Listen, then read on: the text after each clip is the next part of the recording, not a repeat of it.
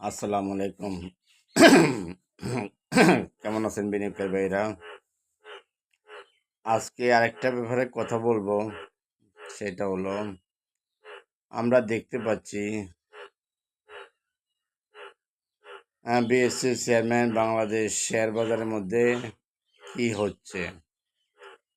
একটা শেয়ার 100 টাকার থেকে 20 টাকা নামলে এটার কোনো ইনকোয়ারি হয় না।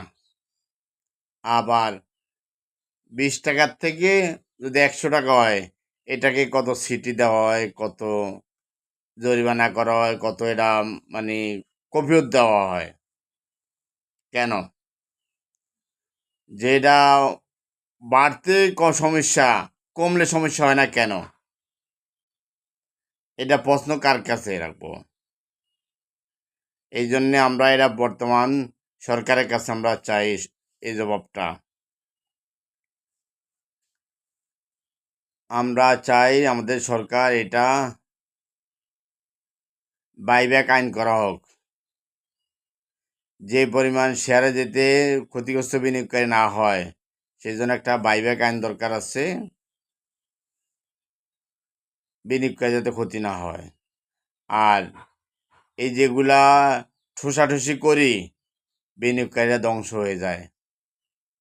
এটার জন্য উপযুক্ত কি করা যায়, বৈশা এটা একটা যুক্তিসঙ্গত আলাপ করা প্রয়োজন বর্তমান সরকার। কারণ এইভাবে ক্ষতিগ্রস্ত হইলে, যেরকম আমিও কয়েকটা শেয়ার 230 টাকা করে আমি একটা শেয়ার কিনেছিলাম বহু আগে। এই শেয়ার আমি 55 টাকা বিক্রি করি ওইখান থেকে বাইরে আসছি। তাহলে কোথা থেকে কোথায় লস দিলাম? একসময় লস দিয়েছি।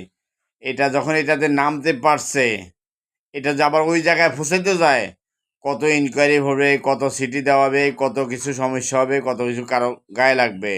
এটা এই সমস্যা, এটা কারসাজি করছে, এটা করছে, এটা করছে, এটা করছে। কেন? তো যখন নামতেছে তখন এটা ইনকোয়ারি করা হয় না কেন?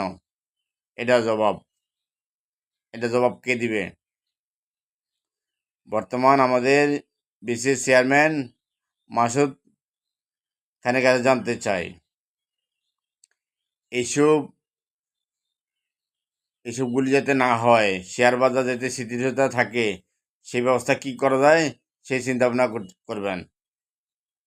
বিনিয়োগকারী যাতে ক্ষতিগ্রস্ত না হয়।